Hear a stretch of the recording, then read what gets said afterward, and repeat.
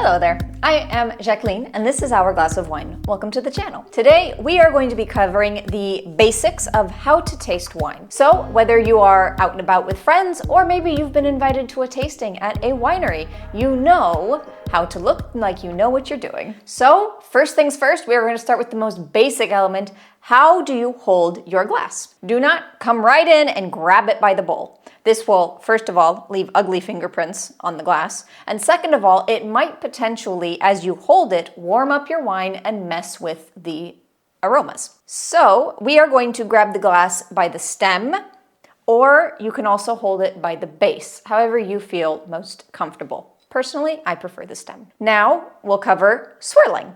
So to swirl, we are going to move in a circular motion. Now, it is worth noting if you have a super big glass, like maybe this was half full, you've been poured way too much, it might be harder to swirl. It is easier to swirl with lesser amounts of wine. You can also go for the table method. Set it on a table, 2 fingers on either side, and rotate. All right, now you have been poured the wine, you have picked up the glass, and let's start our evaluation. So if you're out drinking with friends, this might seem a little excessive, but if you're at a winery, it's always good to know. First, we are going to look at the wine. We want to evaluate the color. We're also going to be looking to see if there are any defects. Maybe there's something floating in the glass or in the wine. There's some kind of a fault. So there's 2 ways that you can evaluate the color. You want to white piece of paper so that we can see clearly there's no other funky colors going on. Tilt your glass and look downwards at it. Or you can also look through the glass like this.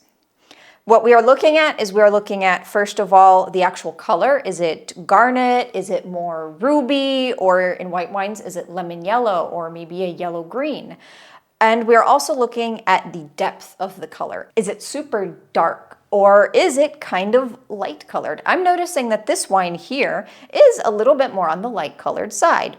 It's more of a garnet red as well. Now, it is important to note that when you're looking at the color, this can give you hints about what is in your glass. You see, the color will be influenced by things like aging and oak aging, and also the grape itself will have a lot of impact on the color. Some are more tendent towards a certain color, like purple or ruby red, and others are more tendent to be deep and dark colored or lighter colored. You've had a look at the color. You've noted what color it is, how deep the color is. Now, we're going to use our nose. So first, without a whole lot of swirling, you're going to put your nose in the glass and smell. Think about the intensity of what you're smelling and also see if you can recognize some familiar flavors. Come in and out so that your nose doesn't get too tired of it. You don't want to sit and sniff for 5 minutes, kind of, and then have a breath out. Okay, give it a swirl because the swirling will help to release more aromas as well. I get here lots of cherries,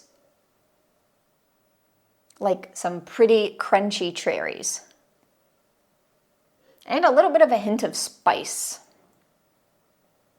It's a really pretty nose, and it is fairly intense. It's easy for me to pick out some aromas, and it's easy for me to identify what is in my glass. So, as I said, when we're smelling the wine, when we are evaluating the bouquet, or the nose of the wine, with this, we are looking to see the intensity, but we're also looking to see what aromas can be found. That can tell us a lot about the grape and about the aging, just like the color. All right, so we've learned how to swirl, we've learned how to look at the wine, and we learned how to smell the wine. Now it's time for our favorite part. We get to taste the wine. Tasting, I like to do in 2 parts. You're gonna have a quick taste to kind of wet your mouth, get initial impressions of the wine, and then we're gonna go back in for a second taste.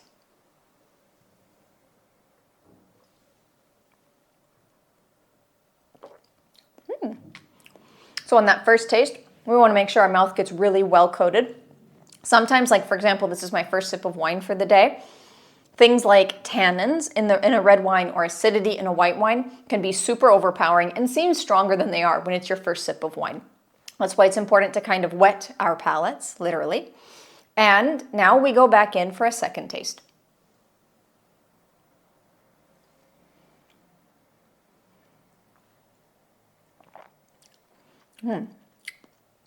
So with this second taste, we are looking to evaluate the sensations in our mouth. How much saliva is being produced from acidity or sapidity and minerality. How are the tannins forming? Are they super rough and thick, or are they more fine? These, for example, are very fine and they disappear quite quickly. How intense is the wine? This was a fairly intense wine. I could feel a lot of power coming from behind it. As well, how long is it lasting in our mouth? For example, I am talking to you and I can still taste this wine. That means it has a very long finish. The finish we are going to evaluate by how long the flavors remain in our mouth. How long can we taste the wine once we've swallowed? Now, we are going to evaluate the second part, which is the flavors. Very similar to on the nose, we are going to taste the wine and think about the flavors. Are we tasting strawberries? Are we tasting cherries? Or are we tasting lemon lime?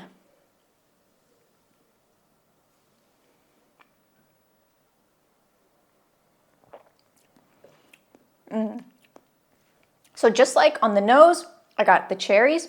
I got more crunchy cherries here on the palate. I get a hint of vanilla, which could point to oak aging, which we kind of saw on the nose and the color as well. We get some floral notes as well, a little bit of like a rose type characteristic coming through.